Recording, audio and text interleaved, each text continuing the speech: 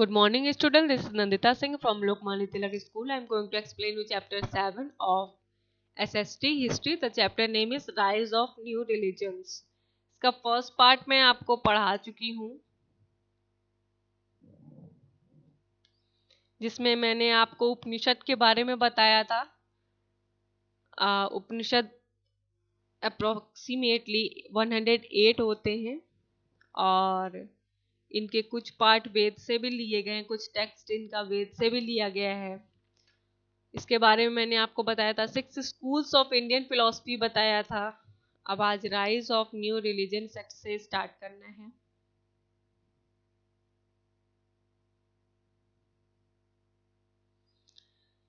Rise of new religious sects. Sects means क्या होता है? रिलीजियस ग्रुप बनाए गए थे उस समय जो लोग ये चाहते थे वहां पर कि जितने भी लोग हैं उन्हें समान अधिकार मिले, धर्म के लिए भी और बाकी सारे कार्यों के लिए भी समान अधिकार मिलना चाहिए। तो वहां पर कुछ रिलीजियस ग्रुप बनने लगे, सेक्ट यानी कि ग्रुप बनने लगे। The same period also witnessed the emergence of other teaching and religious sects which were against the Brahminical system. वहां पर टीचिंग्स के लिए और रिलीजन के लिए कुछ ग्रुप बनाए जाने लगे जो कि ब्राह्मणिकल सिस्टम से डिफरेंट थे। Of such religious sect Buddhism and Jainism were the most prominent. Prominent means होता है इम्पोर्टेंट। उसके वजह से उन्होंने दो रिलीजियस सेक्ट उनके बने, दो रिलीजियस ग्रुप बने, एक बुद्धिज्म था और एक जैनिज्म था। Many conditions prevailing in the society gave rise to these religious sects. और prevailing means क्या होता है? Prevailing means prove more powerful, अपने आप को और ज्यादा पावरफुल बनाने के लिए समाज में उस चीज को ढाल देना। Many conditions prevailing in the society gave rise to these religious sects. और जो भी समाज में सोसाइटी में जितनी भी चीजें कंडीशन थी उसकी वजह से ये धार्मिक ग्रुप बनने लगे, धार्मिक संघ बनने लगे। People often followed elaborate and costly rituals as suggested by the Brahmans. People wanted a religion where everyone is treated equally.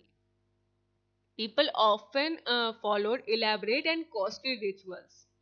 लोग जो थे उस समय अक्सर इलेबरेट मीन्स एक्सप्लेन वे में जो होते हैं, एक्सप्लेन वे में, और जो कॉस्टली रिचुअल्स होते थे उसको ज्यादा फॉलो करते थे जो कि ब्राह्मण के होते थे। लेकिन उस समय लोग ये चाहते थे कि उन्हें ऐसा रिलीजन, ऐसा धर्म मिले जहां पर हर किसी को समान अधिकार मिले। रिजिड वर्ण सिस्टम।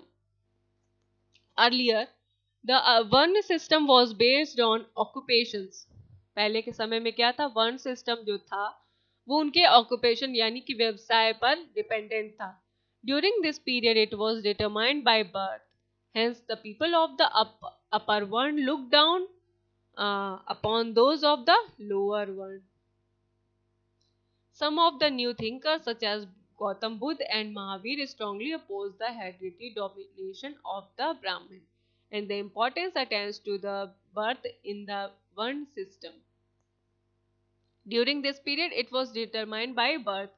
और जो वर्ण सिस्टम था उस पीरियड में, उस काल में बर्थ के अकॉर्डिंग होता था, जन्म के हिसाब से उन्हें वर्ण में डिवाइड किया जाता था।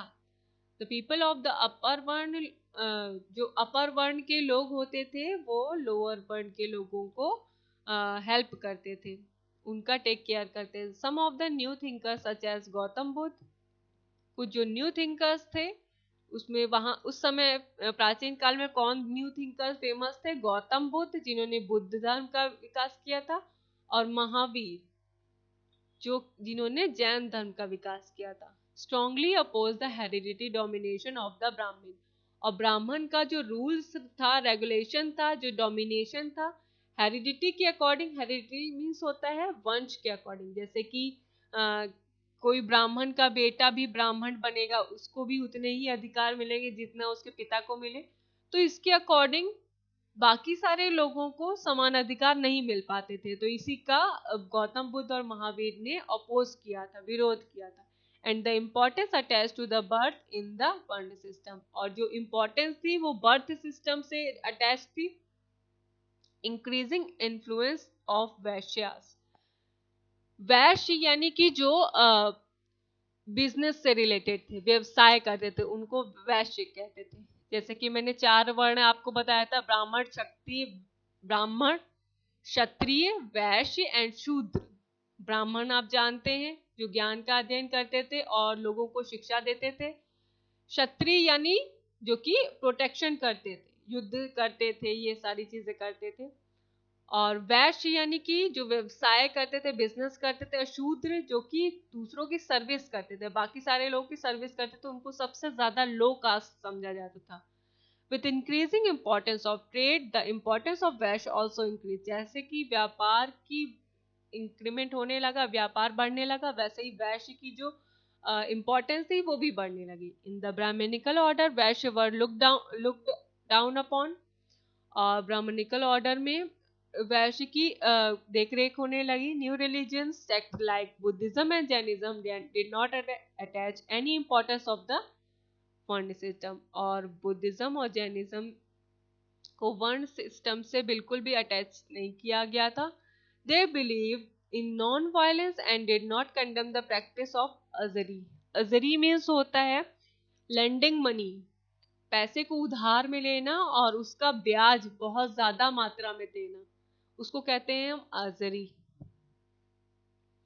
और जो बुद्धिज्म और जैनिज्म के अकॉर्डिंग जो रूल्स थे उसमें नॉन वायलेंस पर विश्वास किया जाता था, अहिंसा, and did not condemn the practice of usury, और पैसे उधार लेने के फेवर में वो रूल्स नहीं बनाते थे। This suited the needs and interest of Vaishyas, thus they supported Buddha and Mahavir openly. और ये उस समय सोसाइटी में ज्यादा सूट होने लगा क्योंकि लोगों की नीड वैसी थी कि वो ज्यादा इंटरेस्ट, ज्यादा ब्याज नहीं दे सकते थे, इसीलिए बुद्ध और लोगों ने बुद्ध और महावीर को ओपनली सपोर्ट किया। The Vedas were written in Sanskrit, वेद जो थे वो संस्कृत में लिखे हुए थे। अगर आपसे पूछा जाए कि वेद पुराण हमारे किस में लिखे गए हैं तो आप कहेंगे संस्कृत भाषा में लिखे गए हैं। Which was not easily understood by the common people, जैसे कि वेद संस्कृत में लिखे हुए थे इसीलिए वो कॉमन पीपल उसको नहीं समझ पाते थे।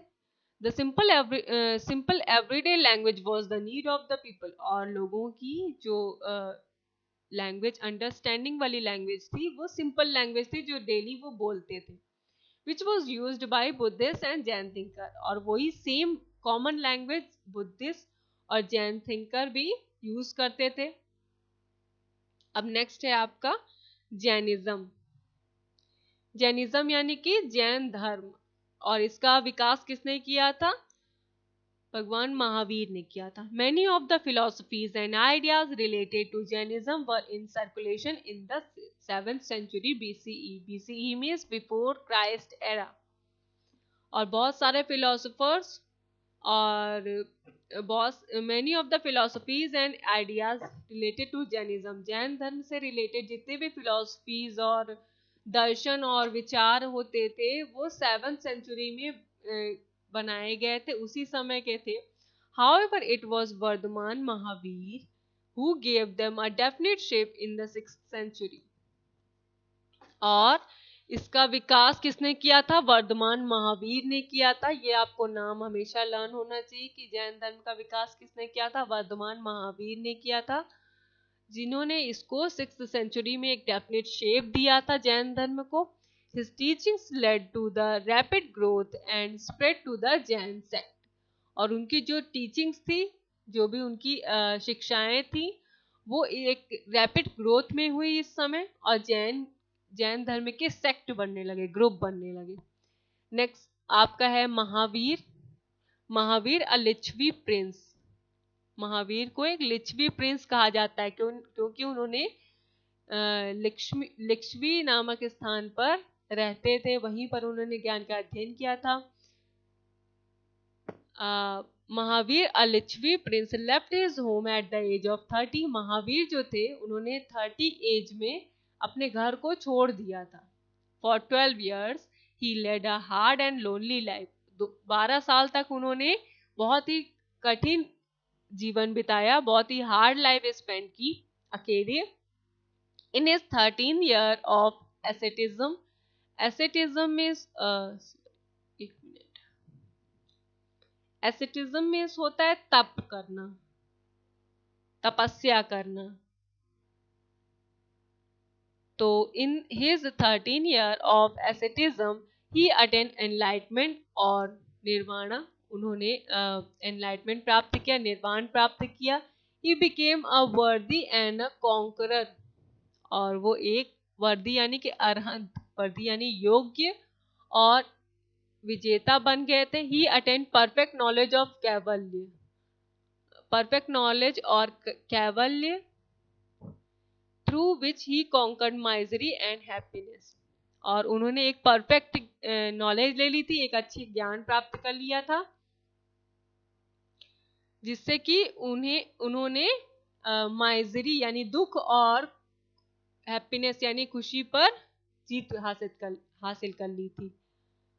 He spent the remaining years of his life in preaching his religious ideas in Magad and Ang, और उन्होंने अपनी पूरी लाइफ प्रीचिंग की थी, उपदेश दिया था अपने धर्म के ऊपर मगध और अंग नामक स्थान पर। स्टूडेंट, आज की क्लास में बस इतना ही। I will meet you tomorrow with the next part of this chapter. Till then, goodbye. Take